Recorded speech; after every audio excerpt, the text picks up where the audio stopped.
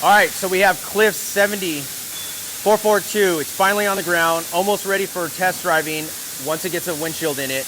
Roger, tell us where we're at with this 442. My guys started on this car January 17th, 2024. We tried last week to see if we could get this car to drive under its own power in 6 months. We were still missing a shifter cable and a few other small parts that kept us from just getting to that point. At this point, she moves forward and backward. We have adjusted the shocks as we've set the car on the ground and jounced the suspension a few times and just trying to get the spring rights to land where they should. We've set the initial tow.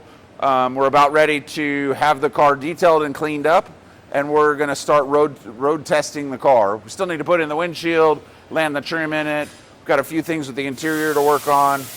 We had to get the hood pins for these stock Oldsmobiles to line up, getting parts and pieces like that together. You guys have the shifter in there now. We were missing that last time. We have a shifter, but no shift boot. We have this just mocked up for rough to get the hearse feeling. We've got the dash pad just sitting here as we're finishing up some of those pieces. We've got a few pieces that are still getting Cerakoted to install for the AC vents, the glove box door. We've got the headliner to put in. We've got all the gauge cluster and the dash made. The center console is all made and polished and Cerakoted and installed.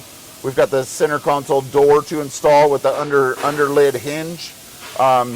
Everything here was machined from aluminum. The wood was cut from veneer wood on a laser cutter. Thank you, Lindsay. And we Cerakoted all this stuff in-house. It's got the AC controller up here from Dakota Digital. It's got some Dakota Digital front gauges just to kind of fill the look that we do in the Chevelles is a 69 Camaro gauge cluster. We've got the steering wheel set in here so that we can test drive the car. We're looking at making these rings in carbon fiber to produce them in a larger quantity, but also to lower the rotating mass of the steering wheel. And in the summer, these aluminum wheels tend to get a little hot. So what we've decided is to go to the carbon fiber ones to reduce the rotating mass, and we just need to commit to doing them in a larger quantity.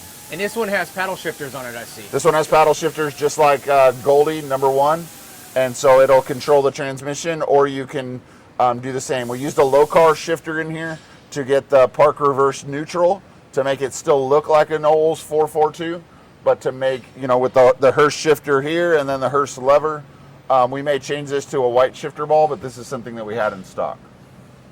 So we've got the seats here that are designed to look like the original seats. We haven't installed the armrest yet, but we're just getting everything kind of dialed for the interior fitment of everything and getting ready to start really putting a lot of miles on the car. How many days until you think that you'll be test driving it? I think next week we'll begin going around the block with this one.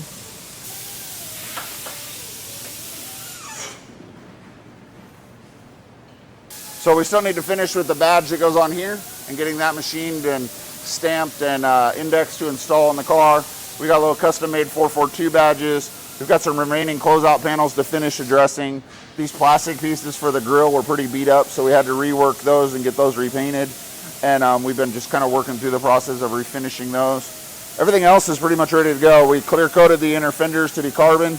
We had to modify a few things to make adapters to put the Chevelle inner fenders into the Olds 442. It's not just a slam dunk. Other than that, all the plumbing and wiring and everything else is addressed. We've started it up and ran it through a few cooling and fan cycles on it, and everything seems to work. And it goes forward and reverse, like we said, and getting ready to put it through the paces. So this 442 has been becoming a fan favorite for a lot of people on Instagram and on YouTube. A lot of people are paying attention to this car. You're not normally seeing a 442 getting completely done up like this. I've probably had a very similar response to the 442s that we've had to the Chevelles. I've had Ford guys who have interest in having an Oldsmobile because they don't want a Chevelle, but they're like, man, I would take that Olds. It makes some of the ones I've seen on Bring a Trailer in the past few months seem like really good candidates to cut up if they weren't fully restored W30 cars. And again, to emphasize, this car, no body or paint work was done to it. This car was purchased like this, in this condition, not modified, but in a factory condition with this paint and everything. Yeah, it was the exact paint. We haven't touched the paint. There's a few little blemishes in the paint in this 16-year-old restoration, but the goal for this car is to make it drivable and just to have the appearance and fun of what we're trying to do. Some of the other details we haven't shown in the other previous cars is that we make our own defrost vents to adapt to the plastic ones that come with like a vintage air kit, so that you're not trying to adapt some hokey thing, or maybe it points in a different direction than we want. But we also want something when you look through the window, it just looks like a nice piece. So these need to be trimmed out just slightly more, so these tabs will bolt down to it, and then these will suck down through the dash pad itself to just give a cleaner finished look to the dash than just a plastic vent or an open leather hole. So what are the goals with this car over the next few weeks to have it prepared for? The goal is to put a bunch of miles on it. We like to deliver the cars with 300 plus miles on them to the customer, so they've been well broken in. We've worked out any bugs that we can. We've gotten everything where we feel very reliable in taking the car on a long distance trip or journey.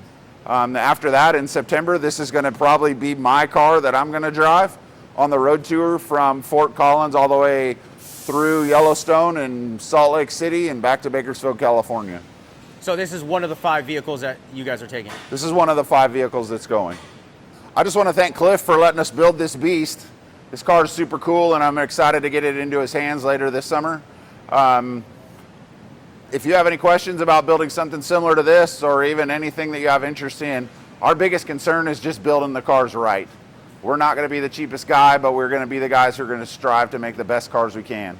If you have any more interest in any of that, just get a hold of us in any of our emails or social media platforms.